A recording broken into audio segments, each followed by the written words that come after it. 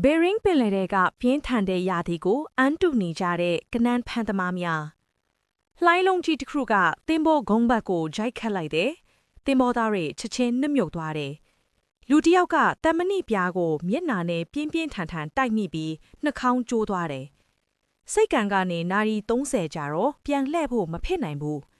ဆရာဝန်ကနာကျင်မှုကိုခံနိုင်ရရှိရင်ဆက်လုပ်နိုင်တယ်လို့ပြောတယ်တန်မိုလိုမာကျော်တဲ့သင်္ဘောသားကချက်ချင်းအလုတ်ပြန်လုပ်တယ်။ဘေရင်းပင်လယ်ကလေတိုက်တာကိုခွင့်မလွတ်ဘူး။လှိုင်းလုံးနဲ့တဝဝနဲ့တိုက်ခတ်ပြီးသင်္ဘောဂုံးဘက်ကအေးခဲသွားတယ်။အပူချိန်အနုတ်40ဒီဂရီဖာရင်ဟိုက်မှာသူတို့ရဲ့ခန္ဓာကိုယ်တွေထုံကျင်သွားပြီမဲ့ရက်တန့်လို့မရဘူး။သူတို့နှင်းကနန်း2သိန်းပေါင်လိုအပ်တယ်။စင်ချေပေးကြမလိုဘူး။ဒါပေမဲ့ကန်တကန်မှာကနန်း20လောက်သာဆန့်တယ်။ဒီနှုံးနဲ့ဆိုရင်သူတို့ပို့ဆောင်မှုကိုလွတ်သွားလိမ့်မယ်။စစ်ကကန်တကန်ချင်းစီကိုဆွဲထုတ်ပြီးနေရာရွှေ့ဖို့အမိန့်ပေးလိုက်တယ်။တစ်ချိန်တည်းမှာပဲကပတိန် KC ကကြိတ်ခွဲနေတယ်။တန်းကောင်ရန်ကောင်းကင်အောက်မှာသူ့တင်ပိုးသားတွေကတကျင်းပြီးတကျင်းဆွဲထုတ်နေကြတယ်။တကျင်းစီမှာနှင်းကနန်း900ကျော်ပါတယ်။သူ့ရဲ့ပေါင်3500ပမာဏရဲ့89%ရှိတယ်။တိုလောင်မှုကမြန်ဖိနေတယ်။အောင်ငင်မှုတေချပုံရပေမဲ့ပင်ပန်းနွမ်းနယ်မှုမထွတ်ကွာမချင်းပေါ့။နာယီ20စစ်တိုက်ကြပြီးနောက်တင်ပေါ်သားတွေဟာပေါ်လော့ဆိုလှုပ်ဆောင်ခဲ့ကြပါတယ်။တင်နေတဲ့ကနန်းတွေဟာတင်ပေါ်ဂုံဘတ်ဘော်ကိုပြုတ်ကျသွားခဲ့ပါတယ်။တင်နေတဲ့ကနန်းတွေကအစိတ်တောက်တွေထုတ်လွတ်ခဲ့ကပ်ပဲကြီးပါ။တစ်ခုကနေ10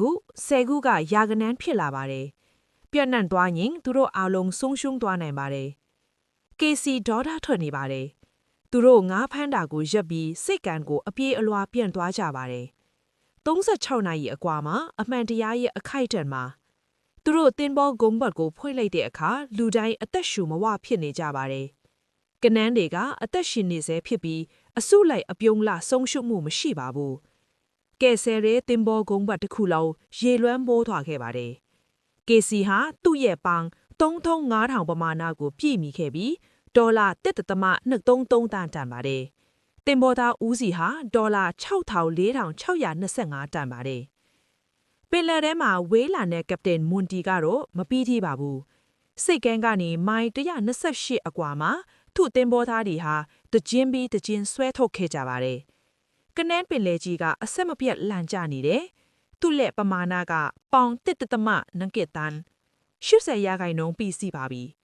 တကျင်းစီမှာကနန်း900ကျော်နဲ့ပြည့်နှက်နေတဲ့အခါမွန်တီဟာရွေကောင်ကိုဖမ်းမိပြီးအောင်ငင်မှုတွေနဲ့ပြည့်စုံနေတယ်ဆိုတာသိလိုက်ရပါတယ်။ဆယ်ရက်အတွင်းမှာလှောင်ကယ်ကအနားထပ်အပြည့်ပြီးစီးပါပြီ။ကနန်းဒီကိုဂုံးပတ်နဲ့ညီအောင်စီထားပါတယ်။သူတို့ကနန်းပိုထဲဖို့ရေဆိုချမ်းအလွှတွေနဲ့ရီလောင်ကန်ကချီထူတီတထုံဆောင်ခဲ့ပါတယ်။မွန်တီဟာယာဒီကိုကောင်းကောင်းအဆုံးသတ်နိုင်ခဲ့ပါတယ်။ပေါင်1.2တန်စုစုပေါင်းဒေါ်လာ3.69တန်တန်ပါတယ်။တင်ပေါ်သားဦးစီဟာဒေါ်လာ9,300ရရှိပါတယ်